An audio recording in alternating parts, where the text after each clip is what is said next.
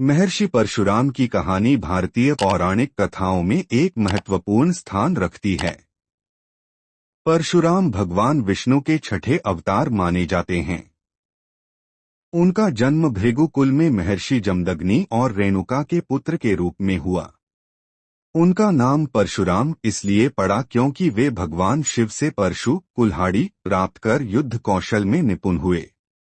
परशुराम का जन्म त्रेतायुग में हुआ था। वे बचपन से ही वीर, धर्मपरायण और ज्ञानवान थे। उन्होंने भगवान शिव से शस्त्र विद्या सीखी और उन्हें भगवान शिव का प्रिय शिष्य माना जाता है।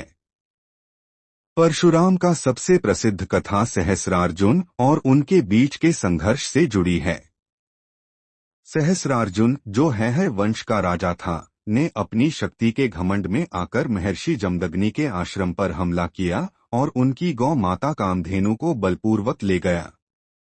जब परशुराम को इसका पता चला तो उन्होंने सहस्रार्जुन को युद्ध में हराकर उसकी हत्या कर दी। एक अन्य कथा में परशुराम की माता रेणुका ने किसी अनुचित कारण से क्रोधित होकर महर्षि जमदग्नि के आदेश पर परशुराम ने अपनी माता का वध किया। हालांकि उनके आज्ञापालन से प्रसन्न होकर उनके पिता ने उनकी माता को पुनर्जीवित कर दिया। जमदग्नि और उनकी पत्नी रेणुका के 5 पुत्र थे, जिनमें सबसे छोटे परशुराम थे। एक दिन मुनि जमदग्नि ने अपनी तपस्या और योग बल से देखा कि उनकी पत्नी रेणुका ने गंगा के तट पर एक सुंदर गंधर्व को देखकर मन में क्षणिक मोह उत्पन्न किया। यद्यपि यह विचार मात्र था, लेकिन ऋषि जमदग्नि को यह अस्वीकार्य लगा। अपनी पत्नी की शुद्धता पर संदेह करते हुए उन्होंने क्रोधित होकर अपने 4 बड़े पुत्रों को आदेश दिया कि वे अपनी माता का वध करें। सभी पुत्र इस आज्ञा को अस्वीकार कर गए। इसके बाद ऋषि जमदग्नि ने अपने सबसे छोटे पुत्र परशुराम को बुलाया और वही आदेश दिया।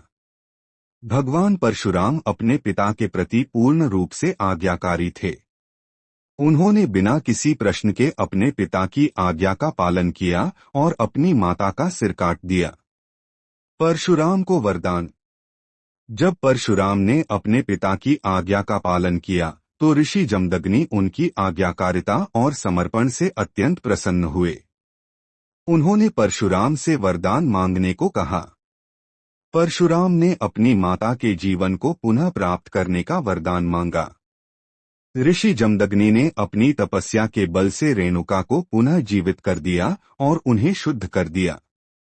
इसके साथ ही उनके अन्य सभी पुत्रों को भी क्षमा कर दिया गया। 21 बार क्षत्रियों का सहाय। सहस्रार्जुन के वध के बाद सहस्रार्जुन के पुत्रों ने महर्षि जमदग्नि का वध कर दिया। इससे क्रोधित होकर परशुराम ने संकल्प लिया कि वे पृथ्वी से अधर्मी क्षत्रियों का 21 बार संहार करेंगे। उन्होंने ऐसा करके अपनी प्रतिज्ञा पूरी की। परशुराम को शस्त्र और शास्त्र का महान ज्ञाता माना जाता है। उन्होंने द्रोणाचार्य, भीष्म और कर्ण जैसे महान योद्धाओं को शस्त्र विद्या सिखाई। ऐसा माना जाता है कि परशुराम चिरंजीवी, अमर हैं और कलियुग में भी जीवित हैं। परशुराम और कलियुग। यह मान्यता है कि परशुराम कलियुग के अंत में भगवान विष्णु के अगले अवतार कल्कि को अपना दिव्य शस्त्र प्रदान करेंगे और उन्हें युद्ध कला सिखाएंगे। महर्षि परशुराम की गाथा धर्म, न्याय और शक्ति के संतुलन का प्रतीक है।